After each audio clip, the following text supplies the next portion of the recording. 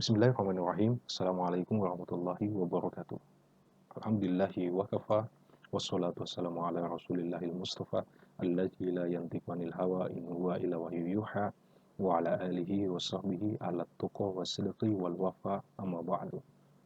Rabbi syrah li sadri wa yassir li amri wa hlul 'uqdatam min lisani yafqahu qawli. Alhamdulillah, berbahagia sekali kita bisa bertemu pada kesempatan kali ini pada mata kuliah Kaidah Hukum Ekonomi Islam.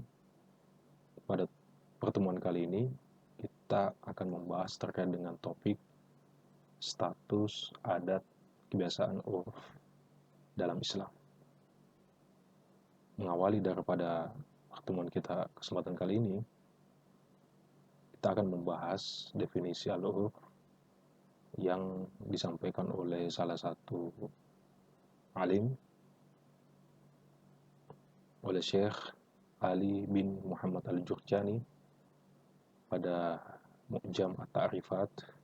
Beliau menjelaskan bahwasanya al-arfu atau urf huwa mastaqarratin nufusu alaih bi syahadatil uqul wa talaqqathu attiba'iu bil qubul wa huwa hujjatun aidan, yang artinya sesuatu yang telah menjadi kebiasaan yang dilakukan oleh pribadi-pribadi dengan didasari dengan akal sehat, bisyahadatil uqul, dan watak-watak yang benar dengan diterima. Wa talaqqathu attiba'iu bil qubul, dan ia termasuk hujjah, wa huwa hujjatun aidan. Dengan definisi ini, kita bisa memahami bahwasanya kebiasaan atau al-urf ini bisa menjadi hujjah ketika memiliki dua syarat. Yang pertama adalah bisyahadatil uqul, dengan didasari dengan akal sehat, wa talaqqatuhu attiba'ihu bil qubul, dan diterima dengan watak-watak berdasarkan norma etika yang berlaku. Maka dari sini kita bisa memahami bahwasanya urf ini bisa saja dilakukan oleh masyarakat ketika dapat memenuhi dua syarat ini. Kemudian selanjutnya kita akan menjelaskan terkait dengan macam-macam urf. Secara garis besar, urf ini dibagi menjadi 6 macam. Yang pertama, urf qauli atau kebiasaan yang berkaitan dengan penggunaan kata-kata atau ungkapan-ungkapan. Kemudian selanjutnya urf fi'ali atau kebiasaan yang berkaitan dengan perbuatan. Al-urf al-am, yaitu kebiasaan yang berlaku secara umum di setiap wilayah, waktu, dan keadaan tertentu. Kemudian al-urf al-khas, kebiasaan yang berlaku khusus pada wilayah, waktu, dan keadaan tertentu. Kemudian al-urf sahih, kebiasaan yang berlaku di tengah-tengah masyarakat yang tidak bertentangan dengan nas, ayat atau hadis. Kemudian terakhir adalah al-urf fasid, atau kebiasaan yang tidak benar karena bertentangan dengan nas atau bertentangan dengan syara'. Ketika kita melihat kasus yang terjadi pada ekonomi Islam, maka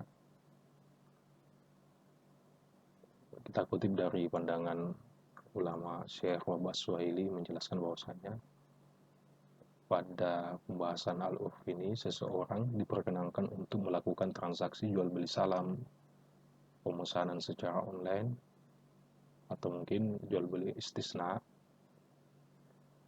akad ijaro, sewa menyewa, dan musako yang sebenarnya tidak memenuhi kebutuhan akad karena hanya dilakukan berdasarkan kebiasaan yang sebagaimana kebiasaan ini atau perlakuan ini tidak sama sekali bertentangan dengan nas-nas Al-Quran dan hadis, dan juga tidak bertentangan dengan ketentuan syara.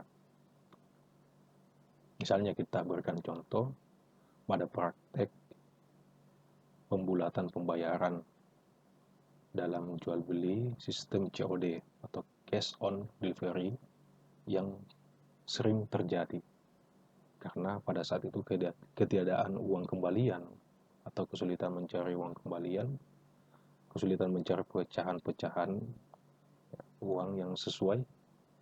Nah, maka ini sering dilakukan. Ya. Meskipun pihak kurir misalnya ya, tidak pernah sama sekali menerima instruksi langsung dari atasannya bahwasanya boleh mengambil ya kembalian atau boleh mengambil pembulatan dalam pembayaran. Hal ini umumnya terjadi berdasarkan kesepakatan ya. Kesepakatan antara penerima barang dengan kurir. Namun ketika kita melihat analisis kaidah fikih uruf, sebenarnya praktek pembulatan ini belum memenuhi daripada prinsip Islam, yaitu keadilan, karena dapat berpotensi merugikan salah satu pihak. Maka oleh karena itu, pihak yang dirugikan di sini ya adalah pihak penerima barang, karena harga yang dibayarkan itu harus dilebihkan dengan kondisi karena tidak ada kembalian dan seterusnya.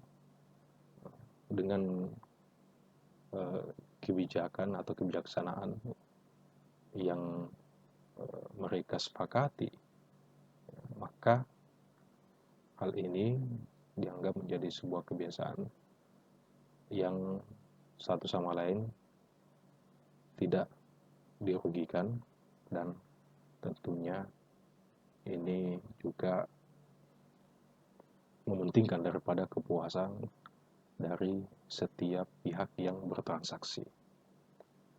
Maka kita bisa memetik hikmah daripada topik kali ini terkait dengan al-urf, bahwasanya Islam ini atau syariat bersifat fleksibel dan juga tidak ekstrim, dengan tujuan untuk melaksanakan persoalan-persoalan yang sebagaimana menjadi kebiasaan-kebiasaan yang terjadi di tengah-tengah masyarakat